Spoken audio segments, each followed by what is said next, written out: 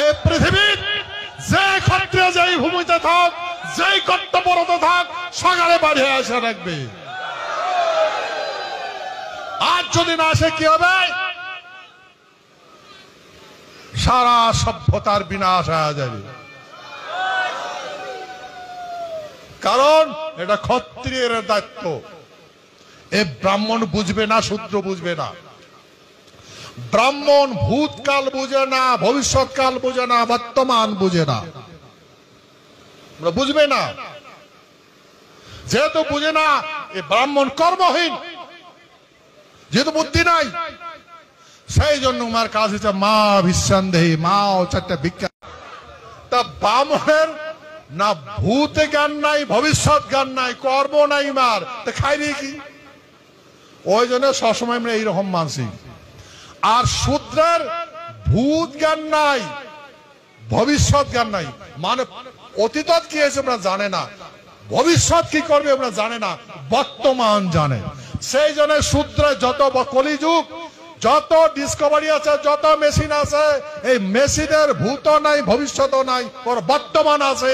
আজকে যেটা বানাইছে এটা কালকে চলবে না, বুঝছেন?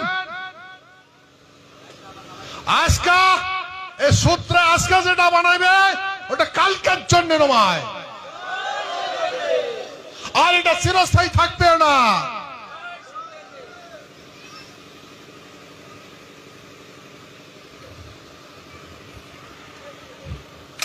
ভাই টাকা বানাইছে, পয়সা বানাইছে, বানাইছে নাই বানায়?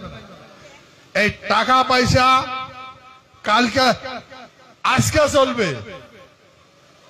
ভবিষ্যতে চলবে। বাক্স ঢুকি থন তো চলবে, ভবিষ্যতে চলবে, ভবিষ্যতে চলবে। এই টাকা বাক্স ঢুকিয়া মাটির তলত পদে তো, বাক্স তো ঘর দিব তো, ভবিষ্যতে চলবে না। কি হবে?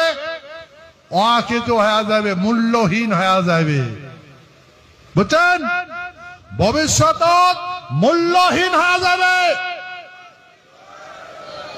কারণ এরা সম্পত্তি চিনে না, এমা সম্পত্তি চিনার জ্ঞান নাই, ভূতকাল জানে না, ভূত কি হচ্ছে জানে না, আর ভবিষ্যৎ করে যাবার নিচ্ছে ওটাও জানে না।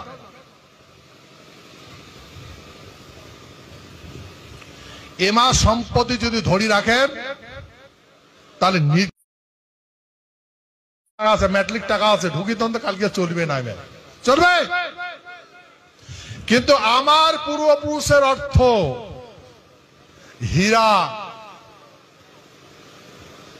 মুক্তা, মানিক, সোনা, রূপা আজ পর্যন্ত চলে না? না চলে? আজ পর্যন্ত চলে না? চলে। এটা কার সম্পত্তি? ক্ষত্রিয় সম্পত্তি। সত্যতে তা দাবর করি পর্যন্ত আজ পর্যন্ত চলবে, চলবে না নাই? হ্যাঁ, কালকে চলবে না।